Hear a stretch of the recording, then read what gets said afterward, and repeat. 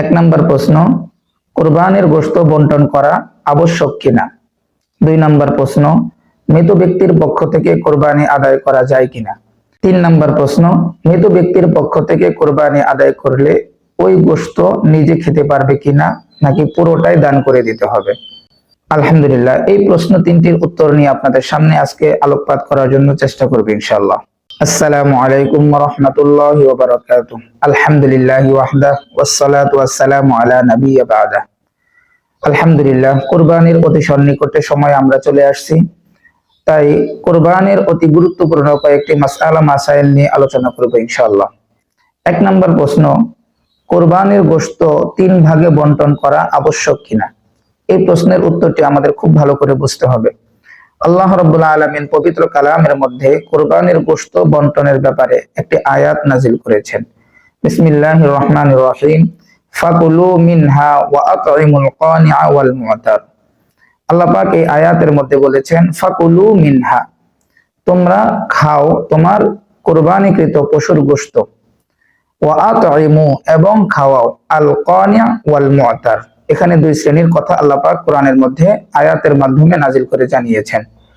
আল কানিআ মানে তোমাদের আত্মীয়-স্বজন, প্রতিবেশী যিনারা আছেন তাদের মধ্যে তোমার কুরবানিকৃত পশুর গোশত বন্টন কর। ওয়াল মু'তার 3 নাম্বার, যিনারা কুরবানি দিতে পারেন নাই, অসহায়, দরিদ্র, মিসকিন, ফকির, তাদের মধ্যেও তোমার কুরবানিকৃত পশুর গোশত বন্টন করে দাও। তো এই 3 বন্টনের ব্যাপারে আল্লাহ রাব্বুল আলামিন পবিত্র কালামের মধ্যে সরাসরি আয়াত নাজিল করেছেন। তবে মাসআলা হলো, যদি এমনটি হয় কুরবানির গোশত 3 ভাগে বন্টন করে সকলের মাঝে দেওয়ার পরে নিজের পরিবারে খাওয়ার মতো উপযুক্ত গোশত আর থাকে না, এমত অবস্থায় আপনি চাইলে কিছু গোশত বন্টন করে বাকি গোশত নিজের পরিবারের খানাপিনার জন্য রেখে দিতে পারবেন। তবে উত্তম পদ্ধতি হলো 3 ভাগে বন্টন করে 2 ভাগ বিলীন করে 1 ভাগ নিজের ঘরে রেখে দেওয়া। যদি কেউ চায় যে পূর্ণ গোশত নিজে খাবে, কিছু অংশ বন্টন করবে, তাহলে তার জন্য জায়েজ হবে, কুরবানি হয়নি এমন ফতোয়া দেওয়া যাবে না। 2 নম্বর প্রশ্ন ছিল, মৃত ব্যক্তির পক্ষ থেকে কুরবানি আদায় করা যাবে কিনা? মৃত ব্যক্তির পক্ষ থেকে কুরবানি আদায় করা যাবে। আমরা এমনটি বর্ণনা হাদিসের দ্বারা এবং কিতাবের বিভিন্ন ইতিহাসের দ্বারা আমরা জানতে পারি। যেমন আল্লাহ রাসূল সাল্লাল্লাহু আলাইহি ওয়াসাল্লাম হযরত খাদিজাতুল কুবরা রাদিয়াল্লাহু তাআলা আনহার পক্ষ থেকে কুরবানি আদায় করেছিলেন। তাহলে মৃত ব্যক্তির পক্ষ থেকে কুরবানি আদায় করা শরীয়তের সম্পূর্ণ জায়েজ আছে।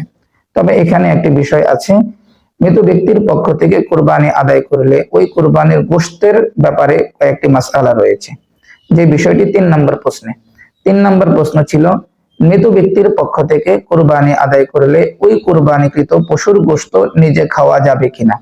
উত্তর হলো, এখানে 2টি বিষয়। 1 নম্বর বিষয় হলো, আপনি নিজ দায়িত্বে যদি আপনার আত্মীয়-স্বজন কিংবা মাতা-পিতার পক্ষ থেকে নিজ দায়িত্বে মৃত ব্যক্তির পক্ষ থেকে কুরবানি আদায় করেন, তাহলে ওই কুরবানিকৃত পশুর গোশত নিজেও খেতে পারবেন, অন্যকেও বন্টন করে দিতে পারবেন।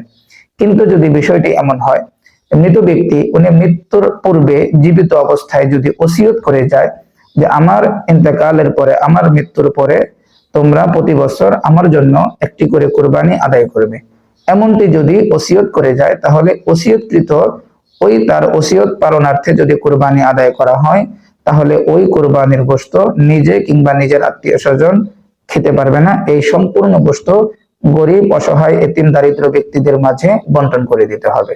এই বিষয়টি আমাদের খুব লক্ষ্য রাখতে হবে।